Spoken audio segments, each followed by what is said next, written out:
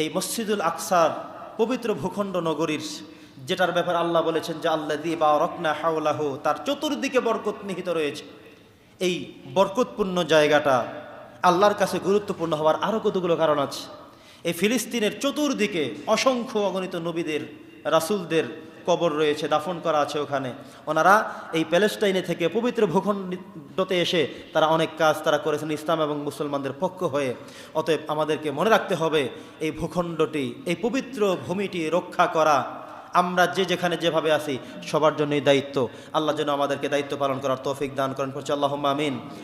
সম্মানিত সুধী, হজরতে ঈসা আলাইহিস সালাম আগমন করবেন। হজরতে ইমাম মাহদী আলাইহিস সালাম আগমন করার পরে ঈসা আলাইহিস সালাম আগমন করবেন।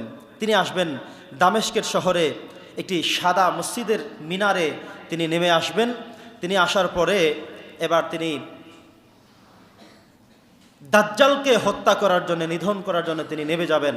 অবশেষে তাকে বাবে লুত নামক একটি স্থানে তাকে পাওয়া যাবে, তাকে কতল করা হবে, শেষ করা হবে।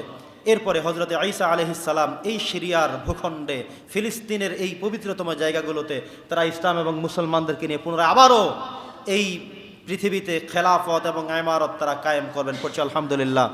সম্মানিত সুধী, কোরআন এবং সুন্নাহকে গবেষণা করলে আমরা যেই বিষয়টুকুন সবচেয়ে গুরুত্বের সাথে পাই সেটা হলো ফিলিস্তিন একটি পবিত্র ভূখণ্ড, পবিত্র নগরী, পবিত্র জায়গা।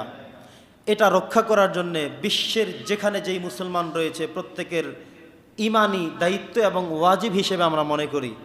এই কথা যদি কেউ বলতে চান যে আমার কোনো দায়িত্ব নাই, আমার কোনো সমস্যা নাই, আমার কোনো ক্ষতি হচ্ছে না, এটা যদি কেউ মনে করেন তাহলে তিনি তার ইমানের মধ্যে ঝামেলা আছেন বলে তিনি নিজেকে মনে করে নেবেন যে আমার কাছে কেন কষ্ট লাগে না, আমার কাছে কেন ব্যথা লাগে না, আমার কাছে কেন দুঃখ লাগে না, আমি এমন কেন। তাহলে বুঝবেন আপনার মধ্যে ইমানের যে নূর সেটা হারিয়ে ফেলেছেন। অতএব আপনার কাছে মুসলমানদেরকে এতবার এত কিছু করা হচ্ছে কিন্তু আপনার কাছে কোনো দুঃখ কষ্ট কোনো কিছুই লাগে না, আপনার ইমানের নূরের মধ্যে সমস্যা আছে।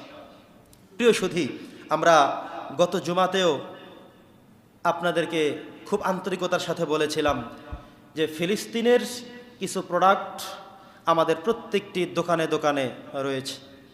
এই প্রোডাক্টগুলো আপনি অন্তত প্রাথমিক পর্যায়ে জিহাদ ঘোষণা করে এগুলো বয়কট করেন, কিন্তু আমরা পারি না।